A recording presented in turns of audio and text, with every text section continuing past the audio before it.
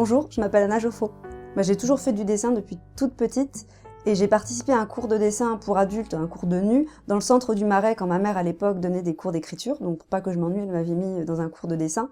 Et le seul cours dispo, c'était un cours pour adultes. Donc j'ai dessiné des croquis de nu à 10 ans. J'ai été à l'ESSAC-Penningen et après à l'ECV Paris. Et du coup, j'ai fait des études pour faire de la pub, du graphisme, on a fait de la peinture. Enfin, c'était vraiment une école d'art quand on faisait de tout. Tout ce qui tournait autour de l'art. Il y a 10 ans, j'ai fait une exposition à Paris dans la Galerie Rosier, une autre exposition à Paris, cette fois-ci une expo solo à la Galerie Franck Picon, et puis j'ai fait d'autres petites expos dans des restos, dans des lieux sympas comme ça. J'ai lâché l'affaire, je pense peut-être aussi un peu par manque d'assurance, parce que j'étais un petit peu attirée par plein de choses. J'ai fait de la chanson, j'ai écrit des textes. Pour certains, j'ai écrit avec Princesse Erika, avec Singila. Enfin, j'ai fait plein de choses. J'ai sorti une bande dessinée aux éditions Greux Art. J'ai sorti la bande dessinée qui s'appelle Les babillages de Babinette, un truc un peu fun, toujours au niveau, en fait, toujours de l'art, hein. Mais bon, après, j'ai rencontré mon mari, on a fait un petit. La vie a fait que.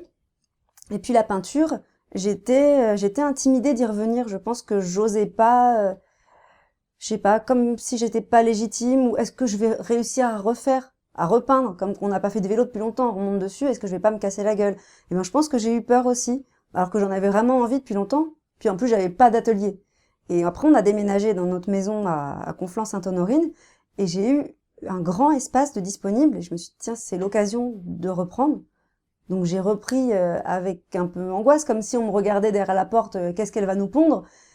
Bon, j'ai fait une première toile, une horreur, poubelle, mais ça m'a donné le coup de pied aux fesses pour pouvoir repeindre, et après j'ai réussi à faire des choses qui, en tout cas, me semblaient plus matures que ce que je faisais avant. J'ai toujours été quelqu'un qui avait beaucoup d'angoisse, et quand je suis dans mon atelier en train de peindre, mes angoisses, je les ai plus, et je me sens vraiment moi quand je suis en train de peindre. Et je pense qu'effectivement, j'ai eu besoin de tester plein de choses. Je savais que j'étais artiste dans l'âme, mais vu qu'autour de moi, dans ma famille, on fait tellement de choses, forcément on est attiré par tout. Et finalement, c'est ça mon truc, quoi. Déjà, je fais beaucoup de silhouettes, c'est-à-dire des silhouettes de femmes qui sont très épurées, qui sont, je pense, enfin, ça me vient vraiment des premiers cours que j'ai fait de croquis de nu. J'ai toujours adoré ça depuis petite.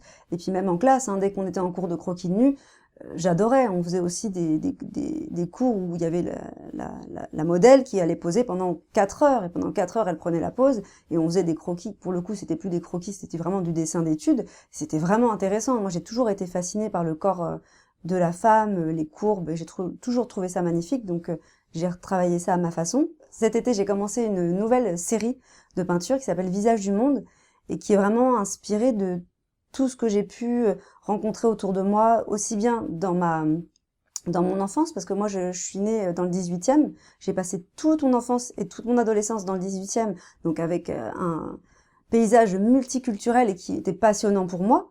À côté de ça, j'ai mon père qui est passionné par l'Afrique, qui travaille avec l'Afrique, qui vit Afrique, on se demande même pourquoi il n'est pas africain.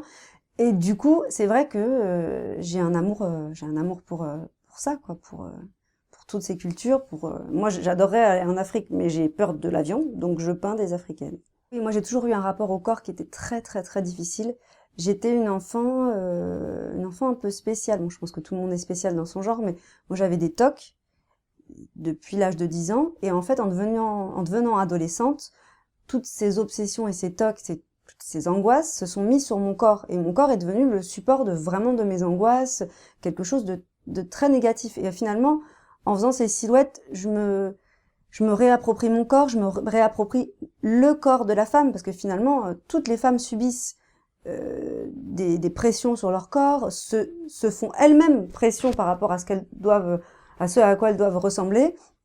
Donc oui, cette série-là, c'était un peu comme une évidence pour moi aussi par rapport à ça, quoi. C'est vrai qu'en fait, si on prend une toile en cours de préparation et que finalement on voit le fond que j'ai fait sans forcément mettre encore la silhouette, ça ressemble à de l'abstrait. Et je suis passée par une période où j'ai fait de l'abstrait. Ma grand-mère, elle aussi était peintre et elle a fait de l'abstrait, donc je pense qu'il y a un peu de l'inspiration abstraite dans mes fonds. Et après, les silhouettes viennent se poser.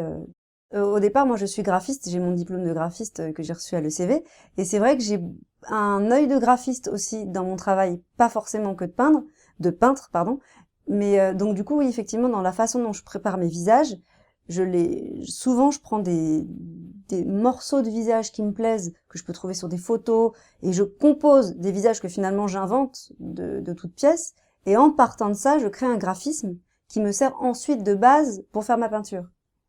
Donc finalement, il y a un double travail, un travail de graphiste et un travail de peintre. Alors le petit secret sur le regard, bon, c'était pas forcément vrai pour les premiers visages, mais maintenant, je rajoute effectivement un petit peu de peinture métallisée, souvent dorée ou argentée, enfin ça dépend du visage, à l'intérieur du regard, parce que je veux vraiment mettre l'accent sur ce regard, et puis ça apporte quelque chose de brillant, parce que l'œil brillant, c'est un œil vivant, un œil mort ne brille plus, et je voulais que mes portraits soient vivants.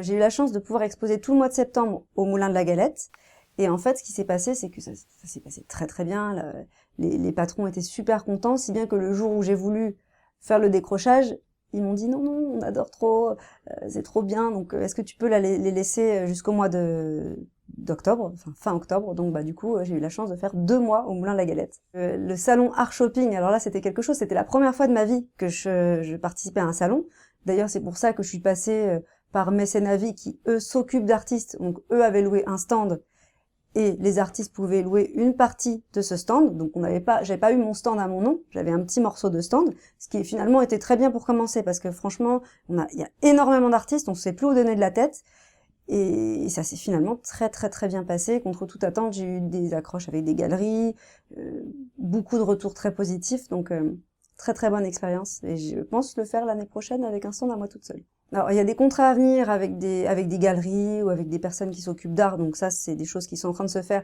Je vous tiendrai au courant sur mes réseaux sociaux quand ça sortira. Mais sinon, en dur et en fer, il y a une exposition à Conflans-Sainte-Honorine, dans l'orangerie de Conflans-Sainte-Honorine, dans le parc du Prieuré. Donc, ça sera une expo qui durera à peu près 15 jours, au mois de février, me semble-t-il, sur février-mars. Il me semble que c'est sur les vacances, justement. Et puis, du coup, certainement, ma participation à Art Shopping de octobre 2023 à Paris. Mais bon, je pense que d'ici là, il y aura d'autres choses, hein, en tout cas, j'espère.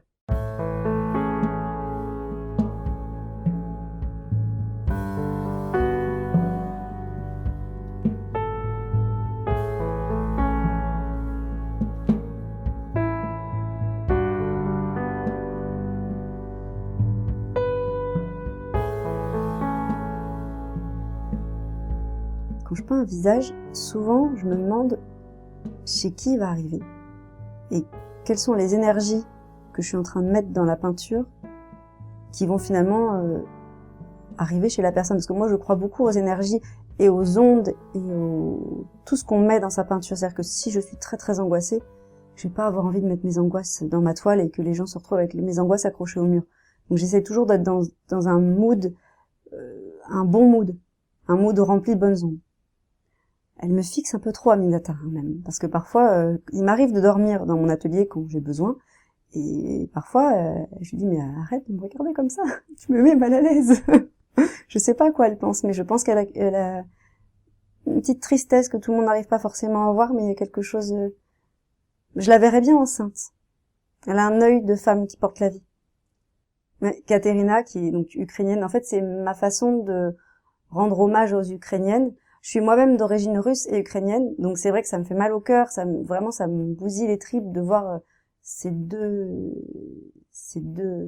pays se déchirer comme ça. Enfin, et c'est vrai que c'était une évidence pour moi quand j'ai fait des visages du monde entier de faire l'Ukraine, c'était obligatoire pour moi. La Kaina, c'est la princesse berbère, donc c'était quelque chose qui me tenait énormément à cœur aussi. Elle a un côté plus dur, un côté plus fier. Et je pense que c'est ça que j'aime chez elle. Mais ce qui est bizarre, c'est que souvent, j'ai pas forcément décidé à l'avance de l'émotion qu'un visage va avoir. C'est comme si c'était lui qui décidait tout seul. Moi, j'ai l'impression d'avoir déjà réussi, j'ai fait un enfant, qui est merveilleux, donc j'ai déjà réussi. Après, d'un point de vue professionnel, réussir, ça serait pouvoir montrer au maximum de monde mon travail, et puis surtout pouvoir leur donner des émotions positives et leur apporter du bonheur. Ce ne sont plus mes souffrances qui se servent de moi, mais c'est bien moi qui me sers d'elles. Parce que, en fait, pendant toute une partie de ma vie, j'étais étouffée par mes souffrances qui m'empêchaient de faire tout ce que j'avais envie de faire. Et maintenant, en fait, j'essaye de prendre l'énergie que me donnent mes souffrances et leur dire non. Là, je veux plus. Je veux plus, et c'est en peignant que j'arrive à passer au-dessus de tout ça.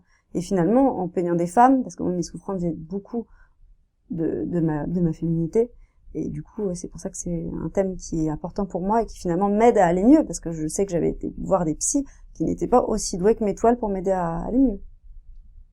Alors, les femmes du monde, le message que j'aimerais leur envoyer, personnellement, je pense que je suis mal placée pour pouvoir envoyer un message aux femmes du monde, parce que, en fait, moi, j'ai la chance de vivre dans un pays qui est pas en guerre. J'ai pas un mari qui a la main sur moi ou qui me frappe. J'ai la chance de vivre dans une condition qui fait que finalement, je ressens pas le côté négatif de la féminité, à part peut-être dans mes problèmes par rapport à mon propre corps. Mais sinon, en fait, je suis pas placée pour donner un message. Juste, continuez à vous battre. Mais moi, je me prosterne devant elle parce que, moi, j'ai la chance d'avoir tout ce que j'ai.